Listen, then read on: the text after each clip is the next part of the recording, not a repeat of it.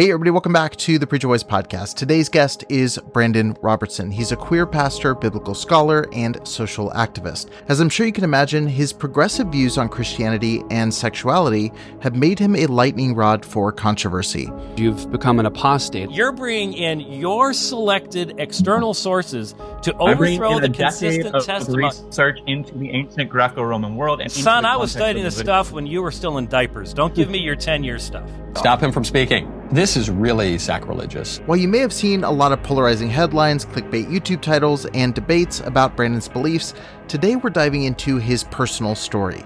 Raised outside the church, he found faith at 12 in a strict independent fundamental Baptist church, only to be reprimanded for asking difficult questions about the Bible. Later, at Moody Bible Institute, he endured the trauma of conversion therapy while wrestling with his identity. Now, Brandan leads Sunnyside Reformed Church in New York City and heads the Devout Foundation. He's written over 20 books and is currently pursuing a PhD, and he's also spoken at venues like the White House and Westminster Abbey. And today he's slumming it here on my show. Today we're going to be talking about his experiences as well as his latest book, Queer and Christian, which is available to purchase wherever books are sold. You can check the link in the show notes of this episode to order your copy, but now here's my conversation with my friend, Brandan Robertson. Brandan, thank you so much for joining me on today's episode. Thank you so much. It's such an honor to be here with you. Take me back to early childhood in the church. What was your first experience with religious contexts in general?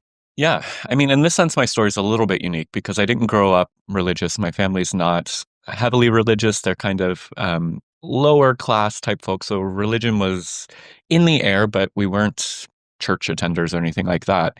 And I had an abusive alcoholic father and just a very kind of rough early childhood. And so by the age of 12, I found myself really in mental distress, suicidal ideation, panic attacks, all of that. And it was when my neighbors who lived 5 trailers up from us invited me to church with them that I first kind of really encountered Christianity. And of course, they were part of an independent, fundamental, Bible-believing Baptist church, which is what they repeated to us every single Sunday. Yeah. And yeah, I mean, I didn't know anything about that, obviously, when I went in, but I did, within the first kind of 6 months of being in that church and attending with them, have a conversion experience, go down the aisle while they're singing Just As I Am and give my heart to Jesus.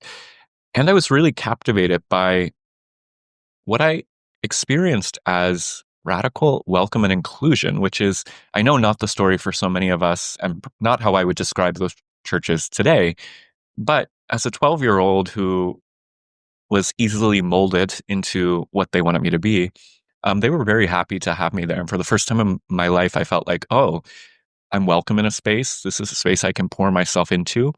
And so looking backwards, I mean, I used to say it was my conversion that really drew me into that church and led me to feel called to be a pastor. Now I kind of see it as, no, I was a vulnerable 12-year-old who did actually benefit really from church community writ large, whatever that looks like in whatever context. I think it would have been helpful and healing to me. And very quickly, I began hitting a lot of the walls within the fundamentalist community. But we can get more into that later. Yeah.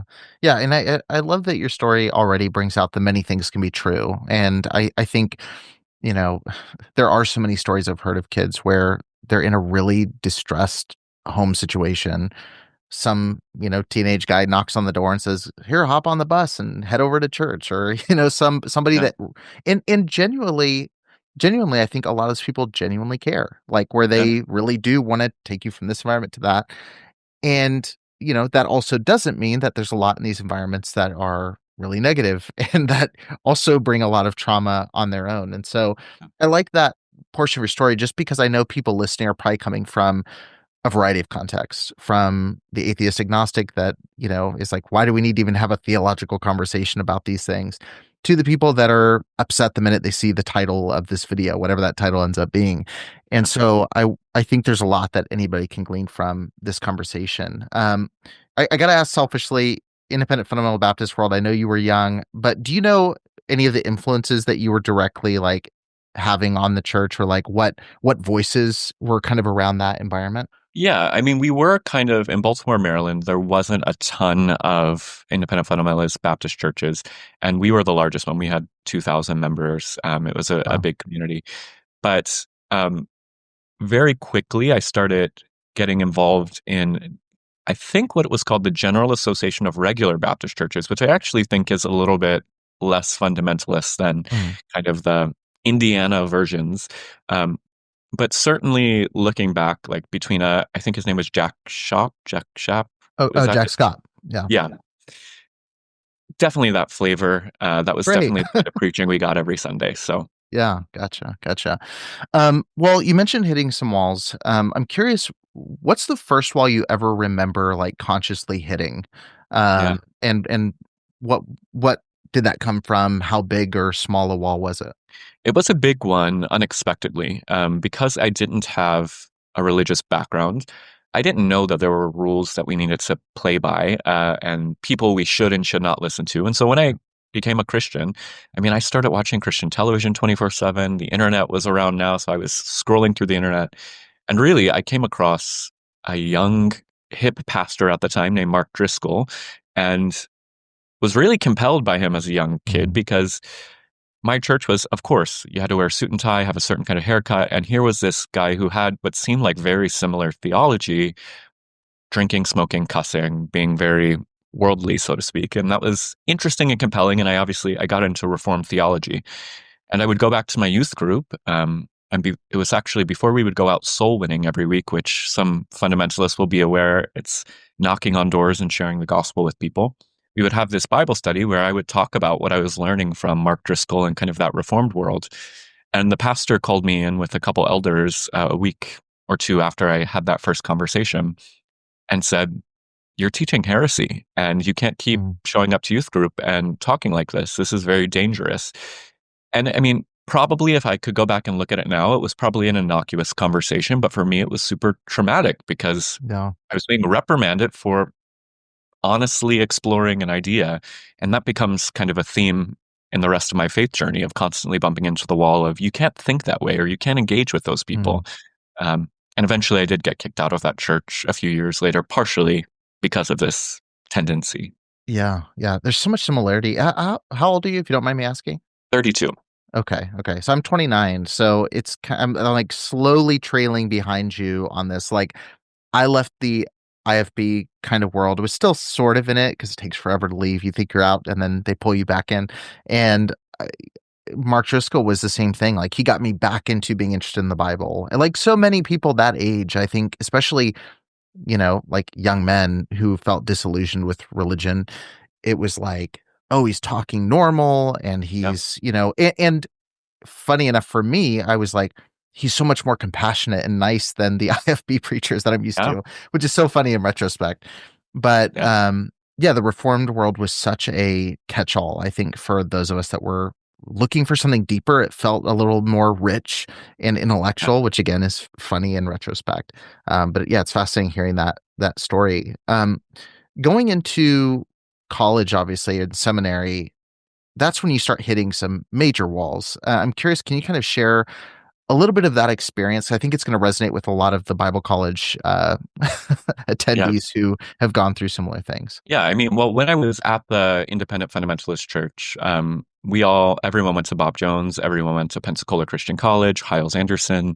And so that's what I had envisioned for my life. But then when I left that church, I actually ended up in high school in a Willow Creek Association evangelical megachurch, largely African-American. And it offered me a completely different perspective on Christianity that was way more moderate, still conservative, but like most of the congregation voted Democrat, and there was a little bit more compassion. And my pastor at that church, who became my mentor, graduated from Moody Bible Institute, which to me looked like a liberal alternative to Bob Jones and all those other schools. And in many ways it is.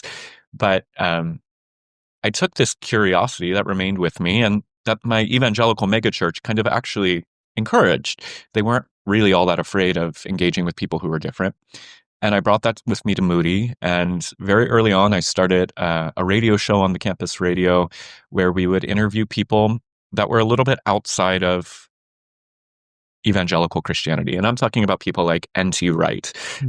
And we would interview him. And to my surprise, I got an email in my inbox from the dean of students who called me in and said, essentially, You're bringing voices that transgress our doctrinal statements. This makes us wonder if you're aligned with our doctrinal statements. You need to reel this in. And essentially that conversation had happened 6 times over 4 years. I had blogs, podcasts, and just like papers for classes where I was just slightly beginning to question some of the evangelical orthodoxy. And each time it was, you're on a path to false teaching. You're on a path to leaving the true saving faith behind. And for me at that time, it was really traumatic because also at that same time, I began wrestling with my sexuality in a real way. And I had poured my whole life into getting to that moment of, I thought if I would just go to school, study to be a pastor, I'd get a wife, get married, leave and have a church and be able to overcome homosexuality and just be a good, faithful Christian pastor. And time again, they threatened that, but it wasn't because I was actually transgressing anything. It was always because I was suggesting or talking to or playing with an idea that just didn't align. And that's what always stunned me about Moody and similar colleges, is that it hit me when I finally graduated, by the grace of God, that in order to enter Moody, you have to sign a doctrinal statement. Mm-hmm. And in order to graduate Moody, you have to sign that same doctrinal statement at the end. And it was like this revelation to me that the purpose of my 4 years was not education at all. It was indoctrination. It was going further into the theology that I already was supposed to have when I came in. And I think that's what evangelicalism, I think that's what fundamentalism, that's all it is. It's not about growing knowledge, evolution. It's about indoctrination. And yeah, it was just such an eye-opening moment for me. Yeah, I was reading reading Sarah McCammon's book, The Evangelicals, and I was going to try to find it while you were talking, but there's a section where she quotes a 1990 book that was written about evangelicalism. But one of the things that an author she cited from that time said was Christians and evangelicals had so quickly built colleges, institutions, facilities, courses, but they hadn't developed one single like research focused institution. Like everything was like what you said. It was, how do we pound what we believe into you? So after 4 years, you can sign it with more conviction, and it really is like, that's something, again, I mentioned some similarity in our journeys. Like I always was a questioner, and that's not, it wasn't ever coming from a place of, oh, I don't like this world we're in. It was like, oh, I love this. I'm fascinated by this. I want to know everything about this. But ideas were deemed super, super dangerous. And in your story specifically, questions surrounding sexuality are like maybe the most dangerous, like that's the stuff that takes, regardless of what context is, like asking anything about it and questioning the narratives around it puts you in a really horrible spot. The moment that this comes out, for lack of a better word, that this is something that is on your mind, what was the reaction of the people in your immediate circle? And also knowing that those people in your circle know about the passion you have for preaching, for religion, for all these things. Like you're not an outsider coming in. What was that experience like? Yeah, I mean, well, this is, and I suspect this isn't just the case with Moody, but like my senior year, I served as the assistant RA on my floor. And that year we had 30 guys on our floor. 13 of them came to me and said that they struggled with same-sex attraction. So this was a huge, huge issue at Moody. And I very quickly realized I wasn't alone. But the reaction was what people would expect. We had a very famous professor named Christopher Yuan, who is still doing his kind of ex-gay work in the world. And we were encouraged when I kind of confessed this. I was encouraged to go meet with him. I told him about my struggle. He told me about his testimony of being delivered from homosexuality. And as my own theological curiosity kept progressing, I think so many administration and faculty became more and more worried because they saw what was actually happening, that yes, I was struggling with this. And while I was trying to be orthodox and align with their sexual ethics, they saw that if I kept listening to voices at this time, it was like Brian McLaren, who had just done the wedding of his gay son, and they could see the writing on the wall. And so my senior year, I was told in no uncertain terms, literally called into the office of a professor, and she said, I think you're being used by the devil to infiltrate our campus. I think like you are pulling people away from Christ. And if you want to graduate, if you want to show that you're actually faithful to us, you need to start going to what I now recognize as a version of conversion therapy. At the time, she called it healing prayer. And I started meeting once a week with an ex-lesbian professor and going through these kind of pseudo-psychological, confessing my sexual sins and praying and casting out demonic ties and all sorts of crazy stuff. And yeah, was told that if I would undergo the whole year of conversion therapy to show my true faith in evangelical doctrine, then they would grant me graduation as a reward. And that was so traumatic, again, just because I'm very grateful my conversion therapy experience wasn't like so many others, which could be a lot more intense. Mm-hmm. But every single day it was, if I don't get this right, these 3 years of work I've poured into getting a degree are gone. My faith, my future in evangelicalism is gone. The community that I've built here is gone. And that pressure really got to me. My mental health was probably at its worst my senior year. I ended up in the hospital for panic attacks once or twice that year. And it was really by the grace of God that at the end of that year, I'd gone through the full conversion therapy, built a good relationship with the professor who was doing it.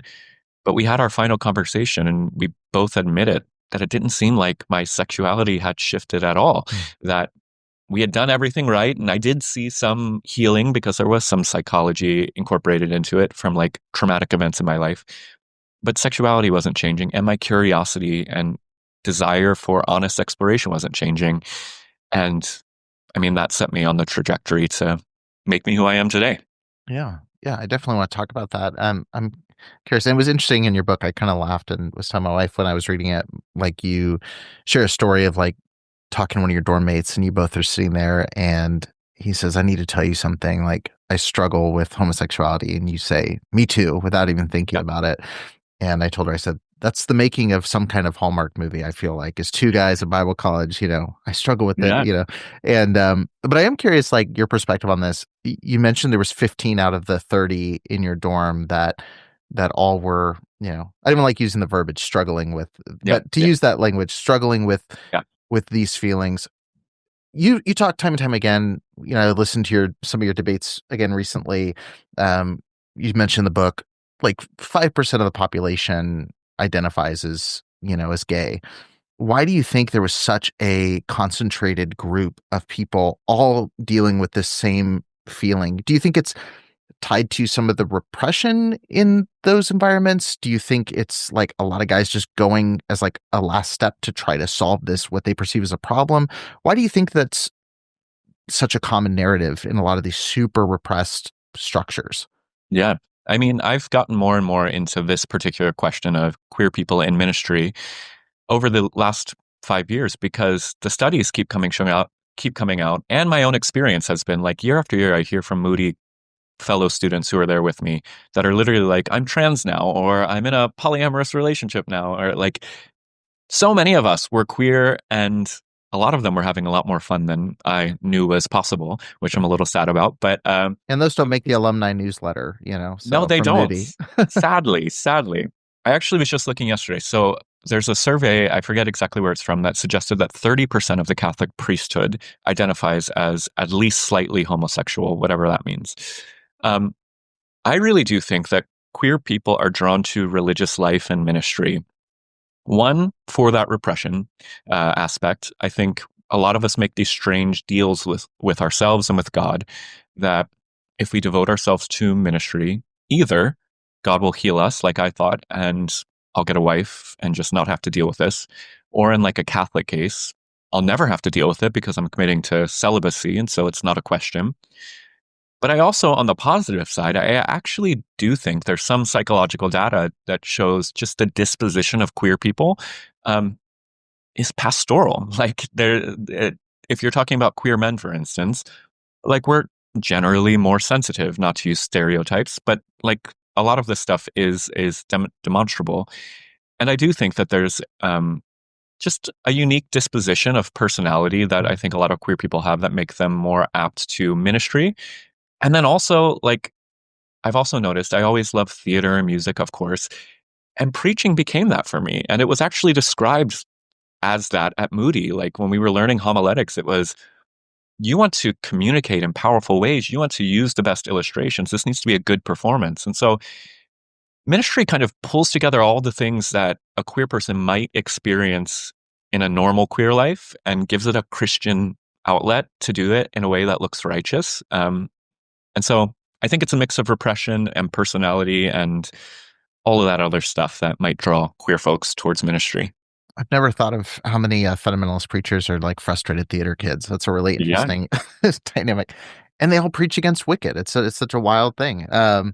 They secretly loved it. Fast forward a little bit to, you mentioned, graduating college and then where you're at now, which there's a lot of miles in that journey. But I want to dive into your book because I think, one, it paints that journey out for people in a really clear way so they can go pick up a copy and fill in the blanks. But diving into this book specifically, what's your thesis? Like if someone's looking and going like, I'm going to pick up a copy of this, maybe tell me what it's about. What would you say is the overall thesis of the book, Queer and Christian? Yeah. I mean, I didn't want to write this book because I've already written two, maybe three, depending on how you count them, books on LGBT inclusion in the church and theology. And my publisher really insisted that I write an accessible version for like my TikTok audience. And so I kind of begrudgingly went into it. But the LGBT Christian movement has evolved a lot in the past 2 years. And what I noticed as I was writing was that the kind of faith and theology and pastoral advice I was giving in this book is very different than where I had been a few years ago, and very different than many other people who are leaders or speaking within the queer Christian movement. And what I mean by that is when I first came out and started reconciling my faith and sexuality, I gravitated towards the books that helped me see that I could reinterpret the 6 clever passages and then feel okay being a part of a Christian church. But my experience after that was that once you pull the brick out of the wall and you realize either that there's been mistranslations, that the Bible's not been understood contextually correctly, and so we've been promoting bad theology based on bad readings, or whether you just reject the legitimacy of kind of the moral framework of the Bible, once you pull that brick out of the wall, the other bricks immediately start to fall necessarily. You begin asking, well, then how reliable are the gospel accounts? How reliable is scripture as a whole? Why do we trust what councils under the authority of Emperor Constantine 1500 years ago decided was Christian theology? And the whole thing crumbles, and most, I feel like, queer Christians end up deconstructing, and that's certainly what happens to me. So this book was a way I was writing towards queer people who had a Christian background but had walked away from the faith, to have a way to reclaim the Bible, faith, the church, not necessarily meaning that they all have to go back to church or be a part of Christianity again. But I do think in a world where Christianity is so powerful still and will be powerful through the rest of our lifetimes, it's incumbent upon all progressive people, all queer people, to know how to, one, respond to the conservative arguments that are going to be levied against us, but then also to be able to move beyond that and think, let's say I do carry some of the Christian values that I learned with me forward. How can they inform my sex life as a queer person? How can they inform my relationships as a queer person? And I really just wanted to create a truly queer version of the Christian faith that isn't afraid to talk about premarital sex, polyamory, open relationships, engaging with conservative Christians, engaging with ex-gays. And that's way more than a thesis, but that's kind of what I'm trying to do in the book. Yeah. I think the obvious question, and I think you somewhat addressed it, but I'm sure it's still lingering. It's something, I rewatched you having a conversation with Jeff Durbin and James White. I was watching through it again last night, and it was such a interesting thing to listen to at the stage of my life and perspective I'm at now, because I think I could have heard the same conversation, I could have heard the same conversation like 6 years ago. I'm like, oh, you got clobbered, like you got destroyed. I watched it again last night, and my perspective didn't even shift to like, oh, Brandon clobbered them. It was like, depending on how you look at the Bible, you could walk away with a very different perspective on the discussion. And I feel like one of the key parts of it is really that, and you said it in the debate, I think it was that one, but it applies if it was something else I was listening to. But like you said, you need certain things to be true. And so any information you receive, you plug into this to make it fit. And you said that addressing, I believe it was Jeff Durbin in that clip. And I thought that was such a great takedown of the fundamentalist perspective of, I have this framework. The council's determined this. Our apologetics are this. Greg Bonson said this. And now we need any new information to come in and fill this. And then your perspective, what I resonate with so deeply is like, all truth is God's truth. Like, Yep. And so we don't need to fear that. We don't need to fear those conversations.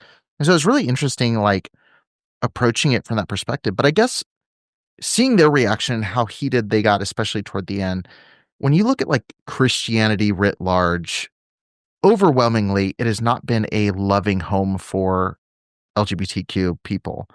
Why the desire to reclaim that abusive home? And again, I'm broad brushing here. I know there's many that are not like this, but most people would probably feel the description that I just gave. I'm curious, like, why reclaim it and not just burn the house down and leave? Yeah. Well, I'm never saying don't just burn the house down and leave. I do think that's a legitimate option for a lot of people. Sure. And I mean, to be very candid, like, I was pastoring a church in California a few years ago, and when I left that role, I took 2 years off of ministry and was like, I don't know that I want to go back. I think I might be done with this because its usefulness seemed to have run out. But what did draw me back is that I do think that for those of us who are conditioned in a culture that is broadly Christian, and I don't think America's a Christian nation, but broadly in the cultural milieu, Christianity is, we're never going to separate ourselves from the language, the myths, the narrative, and the influence of Christianity. And I think 90% of the people I talk to, atheist or otherwise, will still say something like, whether or not Jesus existed, whether or not any of that's true, the moral message is interesting and compelling. The spiritual message might be interesting or compelling. And that's certainly how I feel. Jesus has remained compelling. I have my problems with him. I critique him on the internet sometimes. And so on that personal side, I would just say, like, lots of queer people do just want to be able to have some resonance with their Christian faith. I see it in my friend groups and stuff like that. Doesn't mean they're going to join the church again, but just to know that somewhere deep in their subconscious, they don't have to believe that there's something flawed about them because that's what they heard growing up, or that God hates them because that's what they heard growing up. But the other side is a strategic side, and I say this often in the book. Whether or not you want to be Christian, we live in a country that's being run over right now by Christian nationalism. So we've got to be conversant in that language. We got to know how to respond to those people in their language and on their playing field, because frankly, they're the ones with the power right now. And the Christian tradition has so much resource to do that. And I'll just say, last thing, I've been so inspired in New York City. I go to a queer Jewish synagogue, and watching how the Jewish tradition has evolved to have this spaciousness that is so radical, so non-theistic. The synagogue I go to identifies as God optional. And yet they're reclaiming this tradition in this beautiful and profound way. It's subversive. It's got a tinge of activism to it. So there's social change coming out of it. Witnessing young Jews come back and say, I might not believe anything anymore, but this is still my tradition and I still have a place in it and I'm going to make it what I want it to be. Reignited the flame in me to say, well, I can do that with Christianity. We can do that with Christianity. We don't have to give up the nostalgic and helpful things. We can queer them. We can reclaim them. And they can become a powerful tool for our own healing, but also a tool for organizing in a world where a certain kind of Christian is trying to take power and privilege and, frankly, oppress and marginalize the rest of us. I was talking to my wife last night prepping for this, and you mentioned the word nostalgia, and it's something I've told her. I said, I really wrestle with this feeling of nostalgia for an environment. And it's bizarre because I know the underpinnings of so many of those things were not well intended, or they were not for my benefit. But the other night I was listening to hymns and I was like, I remember we used to sing this at conferences, and it's Yeah. like, I don't Yeah. want to go back to those conferences. Or you feel the nostalgia of like candlelight services on Christmas Eve and like this aesthetic of Christianity. And, that's a really fascinating thing to deal with. On a philosophical level, I've struggled, I even question when you or your publicist reached out, I even questioned, like, do I even care to have a conversation that's pinned in the theology of this? Because where I'm at currently, theology, I've tried to, I read Reza Aslan's book. I got a couple chapters in. I was like, I know what I think about this largely right now. Yeah. I don't really geek out on the theology side. But what we're seeing what I told my wife is I said, I'm fascinated by the cultural effect of Christianity and religion. That's the part that really interests me. And that's why I think your book is really interesting. I want to ask this. I don't know if it's a weird question, but one of the things that we're seeing right now is a lot of people are flooding to Christianity because of their political or social values. And they see Christianity as a welcoming umbrella to anti-gay feelings they already have, misogynistic preferences they already have, political perspectives they already have.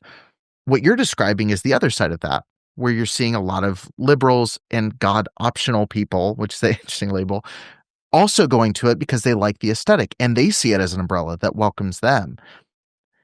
For you, like, I guess, how do you view in a context that is such an umbrella for so many different people, and you can really apply it to me anything you want? I guess I go back to like, why that umbrella? Like why that perspective? And because to me, it's like, if it's that broad, is it applicable to anybody at that point? Yeah. I don't know if that makes sense, but it's something I just like. I see the Jordan Petersons like bringing so many Christians into their umbrella when they're not themselves, or Yeah. Joe Rogan having on Wes Huff, and I listen to that episode, and all the Roganites that are not Christian loving it.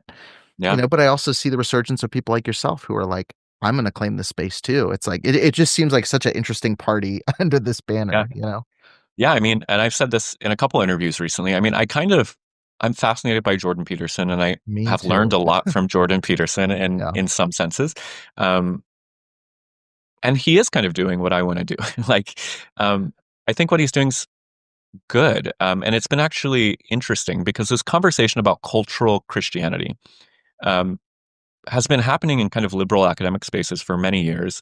And then in the past 2 years, I've seen conservatives like far, far right, Doug Wilson, Moscow, Idaho, kind of crazy people saying, we're actually advocating for cultural Christianity too. We want the country to embrace Christianity as its cultural norm, even if people don't identify as Christian. And so it's weird to see that happening. Yeah. The reason, again, that I think cultural Christianity is interesting is that just from a psychological standpoint, I do believe humans need systems to organize our world. We need ways to talk about the big questions. Maybe not everybody's thinking about all of these questions all the time, like somebody who has the privilege to do that, like I do. But we need language. We need community. We need these basic things. And there's very few things that have ever emerged that can fill the place of religion. And I know that's controversial, but I kind of think the sociological data is as clear as it can be. Where do you go when you lose church community? It's the number one thing I hear from the deconstruction movement is, I don't know how to have a social life anymore. Like, Yeah. And I've tried it and I've built community outside of church, sure. But there's nothing like, later today, I'm going over to a church member's house to help her fix her printer. Like, where do you have that kind I of... have a small group. I have built-in Yeah, babysitters. I've got, all that. totally. And also a community that's bringing you together weekly to at least begin thinking about morality and your life and how to live better. Like, there's a usefulness and a utility to that. And I also have written about, I use this catchphrase of moving from organized religion to religion for organizing.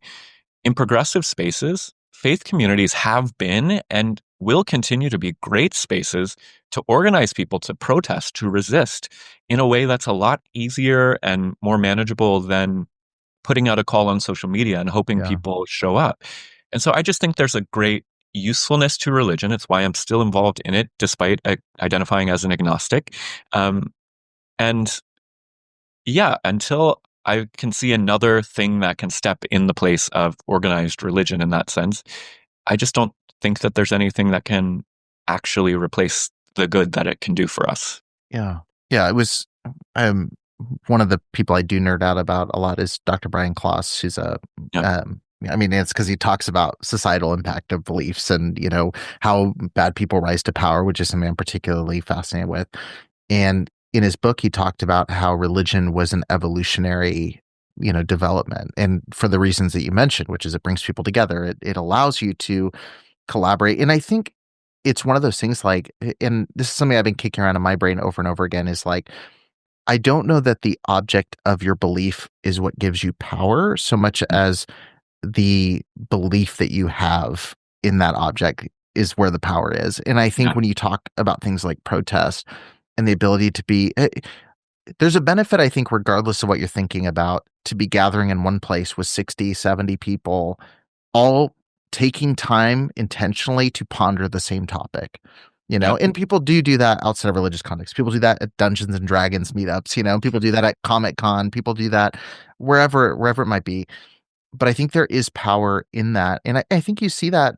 It's interesting you said that in terms of resistance. I think that's huge, and that's been seen. I've never thought about it in that context, but looking at Martin Luther King, the power he had by having a congregational approach to resisting really unjust things.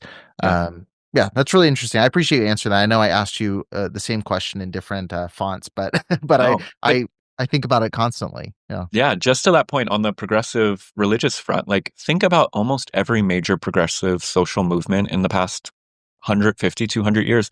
Almost all of it has been spearheaded by progressive religious leaders or religious communities. Now, I don't think religion's the answer to all of society's problems. I think it's a cause of a lot of society's problems, but there's something there. And I it's think best it's a unifier. Yeah. At its worst, it's not. Yeah.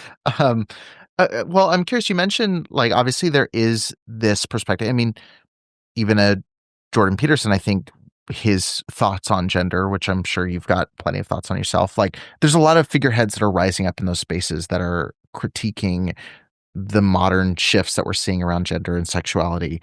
I'm going to just say again, this is a broad thing, but from the perspective of conservative evangelicals, we'll zero in specifically there.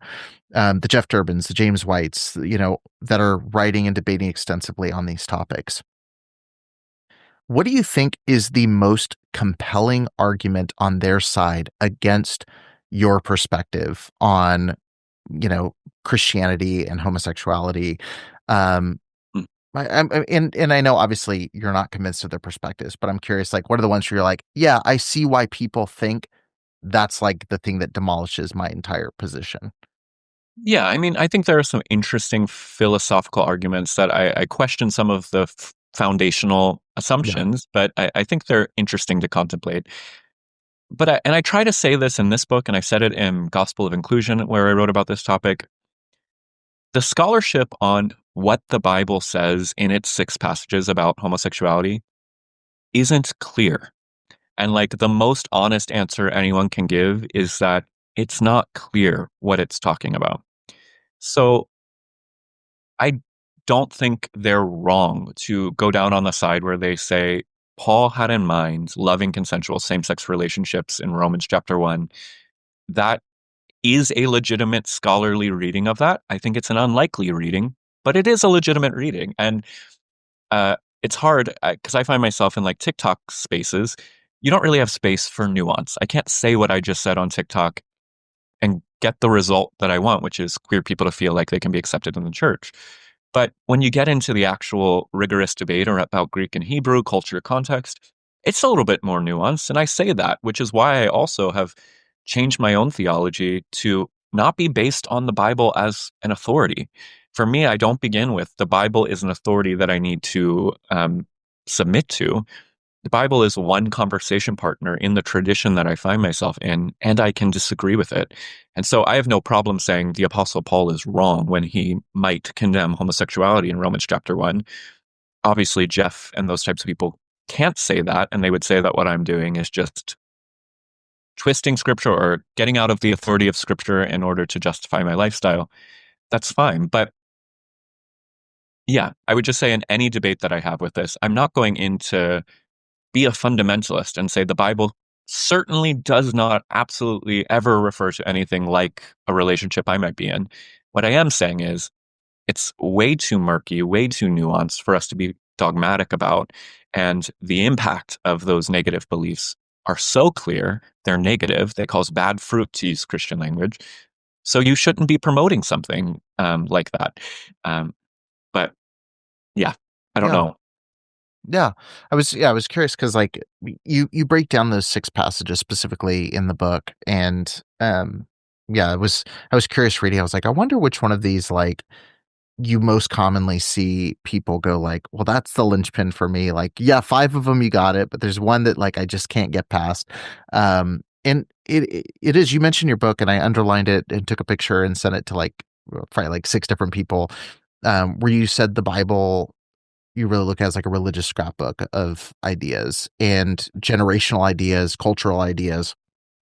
And that's really where I've kind of come to in my reading of it as well. I think there's broad concepts that are very consistent throughout that entire story. The broad strokes of, exodus from oppression. And like there's things that we can see are common themes. But what's interesting to me is like how quick the context card is pulled when it comes to head coverings. Yeah. If you read the Bible with as much like it is black and white and authoritative on all matters of faith and practices, all the good independent fundamental Baptists would say, you read that passage about head coverings, you better cover your head.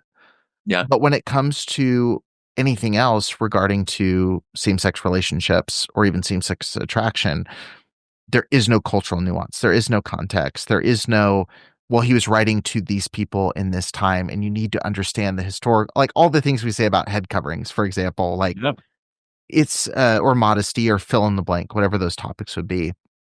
Yeah. Why do you think, as someone who you've probably banged your head against the wall many times having these conversations, why do these 6 verses get so much intense attention and just homosexuality in general? Why do you think it has become like the pulpit pounding topic for so many evangelicals? Is it fear of other? Is it just hatred? Is it well-intentioned? We're worried because this isn't normal to us. Like, where do you think this vigor comes from in this topic? Yeah. I mean, I think what's important to recognize is when you do a study of Christian history of sexual ethics and sexual teachings, homosexuality has not been a big issue for a vast majority of Christian history. You can find little things throughout history of people raising up questions about behavior that I probably would consider questionable too, like pederastic relationships. But I would say, one, the history is pretty clear in the birth of the modern religious right that there was literally a meeting in a conference room and a choice that was made to choose 2 wedge issues, abortion and sexuality, because they were culturally relevant, because they create emotional reactions, and because there was biblical fodder that could be easily drawn upon to help ignite this. But I also think we all know that this is a generational thing. And so many of the evangelical leaders that are in leadership positions today grew up in the 50s, 60s, where there was really kind of gay panic, where they had AIDS crisis, where they had questions about whether homosexuality was a mental illness and whether homosexuals were all pedophiles. Like, this is government-funded television programs you can watch on YouTube from this era. And so they absorbed this message that does make LGBT people look really scary and not well. And that's not to give them a pass, because there's obviously a ton of knowledge out there for everybody today. But for a community like evangelicals, who's not known for engaging in knowledge, they internalize that. And then, both for political gain, and I do think like the Jerry Falwells of the world, I don't think he had an ounce of conviction about abortion or LGBT issues. I think it was all political. But the people he inspired have real conviction about this and have really internalized these messages. And we're seeing the impact of it. But thankfully, the more queer people become normalized and the more that people recognize that the vast majority of queer people live healthy, normal lives, that message is losing steam and we're seeing it backtrack.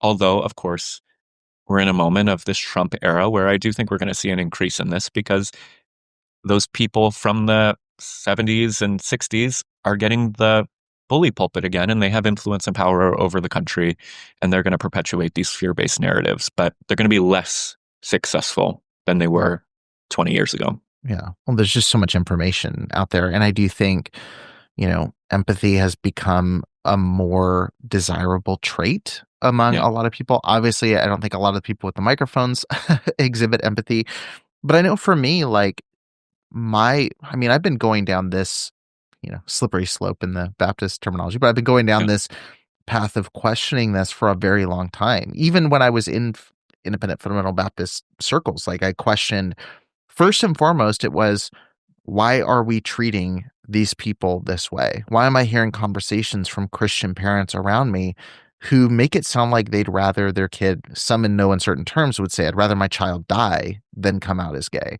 Yeah. And that never sat right with me. That never felt right. And then it was this progression of, okay, well, yeah, I don't think that's right, but also I genuinely am concerned they're going to go to hell, and then it's like, it's such a weird, rocky journey uncovering this, but there's just so much information. There's so much out there where, like, if you earnestly can search it, like, there's so many things that are clearly not true. And then there's so many things that you thought were true that just clearly, like, there is no clarity. Like, there is no way to definitively say, hey, it is this way. I know we're getting close to the end here. I'm curious, for someone who's listening who doesn't have the benefit that you and I have to be able to sit down and read a bunch of books and study and have conversations like this with different experts and things. And they're questioning, like, they're at that first stage, right? Where they're like, I don't really like how they're treating this neighbor 3 houses down, but I feel like biblically the Bible says this and it's dogmatic about this. And I want to love God. I want to love my neighbor. What do I do? Like, where do you recommend people, like, spend their time trying to dive into this issue and have, like, a thoughtful dialogue with themselves, regardless of outcome in mind? Like, just asking the questions in some sort of way that's going to take them in a good direction. Yeah, I'm going to give a softball answer at first because I really do believe this. I think I say it in almost every conversation I have. Hearts and minds are almost never changed through debate. They're almost never changed even through watching good YouTube content on these types of issues. I think hearts and minds are changed when you come into contact with a person with a different perspective and you get the opportunity to not only experience them, but to try on and work out these ideas with another flesh and blood human being. And so, like, when I'm talking to groups of evangelical pastors who are not affirming, but want to just relate to queer people more, I don't recommend go read my book. I recommend go to your local LGBT community center and hang out. Go to a gay neighborhood in your area, sit in a coffee shop and see what happens. See if you can be open to a conversation. Because I think that really does, that empathic understanding is the most necessary thing to transform anyone's perspective. But for, like, first steps on this journey, if you really are interested in the theology and questions around LGBT inclusion, people like Dr. David Gushee, who's a respectable evangelical, has a great book called Changing Our Minds, I think, which is a good introduction to this topic.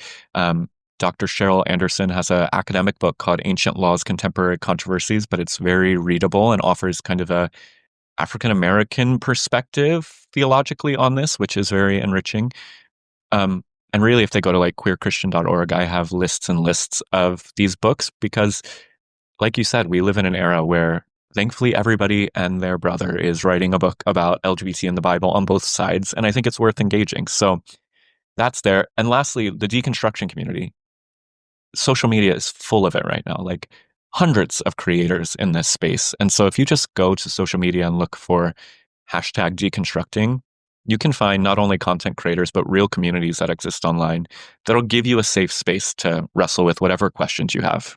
Yeah. Yeah. Even silently following some of those groups is so helpful. And there's so many expressions. Like I mentioned, I'll say her book again, Sarah Yeah, McCann's book, The so Evangelicals, good. she mentions authors and artists who draw through, comic strips about their experience. So, there's so many, there's podcasts like mine that generally are a little more aggressive in talking about the very negative environments. There's people like David Gushee, who is I've had conversations with him where, he's one of the most empathetic and, thoughtful people when it comes to talking about politics and about like how people are drawn to these topics. There's people like yourself, which we should probably plug your book too, Queer and Christian, which is a fascinating book. And I think what I love about this book is that you spend the first third of the book just letting people get to know you. And then you go, okay, and here's the arguments. Like, here's how you can ask questions about it. And you don't even say, like, here's how to defeat the question. It's like, here's how to ask a question and follow up. And it encourages dialogue. And I think that's so, so helpful. Um, with all that said, I mean, you've written now 3 books, depending how you count the books you put out. What's the one takeaway that most people, maybe from feedback you've gotten so far or people in the past reading your materials, what's one takeaway you hope people get from the book that isn't surface level, that you're like, this is something I kind of added in here. It's not one of the key points. It's not something that's going to get mentioned on a lot of podcasts, but like I added this here. It's really important to me. I hope people can also remember to take this away from the book. Yeah, I mean, one hand, it is a key point, and the other hand, it's hidden. And it's actually been hidden in every book I've written since my very first book, Nomad. I wrote a chapter in my first book, Nomad, called Holy. And I said, as soon as that book was published, if you replace the word holy with queer every time I used it in that book, you would get kind of the message I'm actually trying to communicate. And it's been my message for a decade, that conformity is the problem. And I think this is coming from like a Christian spiritual perspective. We are not called to conform to the image of what our society, our culture, our church, our community says we should be. And true spiritual maturity, true living an authentic and meaningful life is self-actualization. It's coming out as your full self with all of the uniqueness and diversity we have. And so the underlying thread through this entire book is an invitation to queerness as a political posture, as a spiritual posture, as a psychological posture. It's not just for the LGBT community. I think it's the posture, I would argue, that Jesus was teaching from as a first century Jewish rabbi, of saying, let's push back against the systems that are telling us to do life in a certain way. Let's center on a set of core values and then allow ourselves to have kind of full self-actualization and expression in the world. And your life becomes so much more meaningful. I've discovered that the more I've allowed myself to be queered. And when I walk through people, even my straight congregants, most of my congregants today are straight, bringing this kind of queer lens in and saying, why do you feel like you have to believe that way? Why do you feel like you have to show up in the world that way? Watching people unravel their lives and their true self, kind of having a coming out moment, is one of the most fulfilling things. And I think one of the main purposes of our existence. And so, embrace the queerness of life. Yeah. And I think to like put a cap on that, from hearing that and thinking through that, is like one of the most compelling things about Jesus to most people, myself included, is that he was so countercultural. And I think it's something that in scripture across the board, it was people that were countercultural. Some of Paul's perspectives on gender, depending how you read it and whether you think he wrote that section or whatever, they were extremely countercultural for their time. The amount of empowerment that women got out of his perspective for that period in Rome, extremely countercultural, maybe a little archaic now, but countercultural for the time. And I think it's really interesting now that we live in a Christian culture that Christians have largely stopped being or striving to be countercultural and instead have just embedded themselves into, this is politically comfortable, this is culturally comfortable, this is the evangelical aesthetic and mold I was expected to be in. And so I really appreciate that message. And I think, again, for anybody who's got an inkling of that religious nostalgia or that core teaching that's still in them, I think that message of being countercultural is still going to resonate really deeply. So I appreciate you sharing that. And it's something that resonates with me, even as someone who was reticent to dive into the theological aspects of this book. It really resonated with me in that regard. So I appreciate that. Thank you. Thank you so much. Well, thank you so much. For anybody who's listening, be sure to grab a copy of Queer and Christian wherever books are sold. It should be out around the time of this release. Brandon, thank you so much for joining me, and hope we talk again soon. Yes, thank you so much for having me.